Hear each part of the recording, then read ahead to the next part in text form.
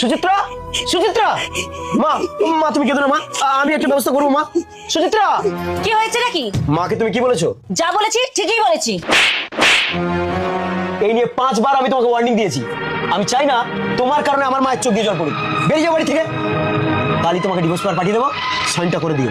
দাদা তুই বৌদির গায়ে হাত দিলি? তুই যা ভিতরে যা। এসবের মধ্যে তোকে কে ঢুকতে বলেছে? ঠিক আছে আমি চলে যাচ্ছি, থাকো তুমি তোমার মাকে নিয়ে। আরে হ্যাঁ যাও যাও যাও, ফালতু মেয়ে কোথাকার। বাবা বৌমা তো চলে গেল, এবার রান্না বান্না করবে কি? চিন্তা করো না মা, আমি 2 দিনের মধ্যে বিয়ে করে তোমার জন্য ভালো একটা বৌমা এনে দেবো, যে তোমায় খুব ভালো রাখবে। মা এটা তোমাদের নতুন বৌমা। হ্যাঁ থাক, প্রণাম করতে হবে না। বোন যা, তোর বৌদিকে নিয়ে ভিতরে যা। মা আমি একটু বাজার থেকে মাছ মাংস কিনে আনি। ব্যাগ গুলো যে কোথায় রেখেছে শিউলি।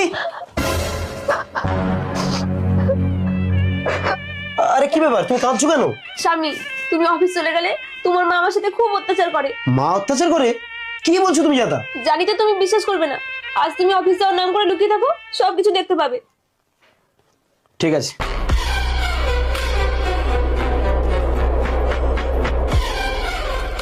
মা আমি অফিসে যাচ্ছি।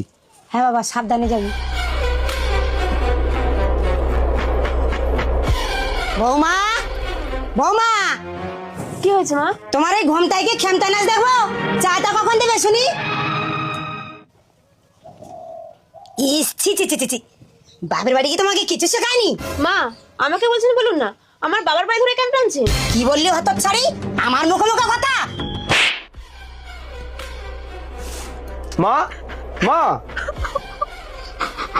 কি আছে রে? শিউলি কাঁদছে কেন মা? আমি কি করে জানবো? তোর বউ কি জন্য কাঁদছে? এই কান্নাকাটি বন্ধ করো তো, ওঠো।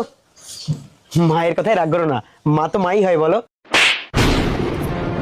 বউয়ের জন্য মা কষ্ট পেলে বউকে ডিভোর্স দিতে পারো, আর মায়ের জন্য বউ কষ্ট পেলে কাকে ডিভোর্স দেবে স্বামী? মায়ের চোখে জল দেখতে না পেরে প্রথম বউকে ডিভোর্স দিলে, এখন বউয়ের চোখে জল, তাহলে মাকে ডিভোর্স দাও। বন্ধুরা, ডিভোর্স কিন্তু সমস্যার সমাধান নয়। প্রত্যেকটা সংসারে সমস্যার সমাধান খুঁজতে হলে একে অপরকে বোঝাপড়া দরকার। ধন্যবাদ।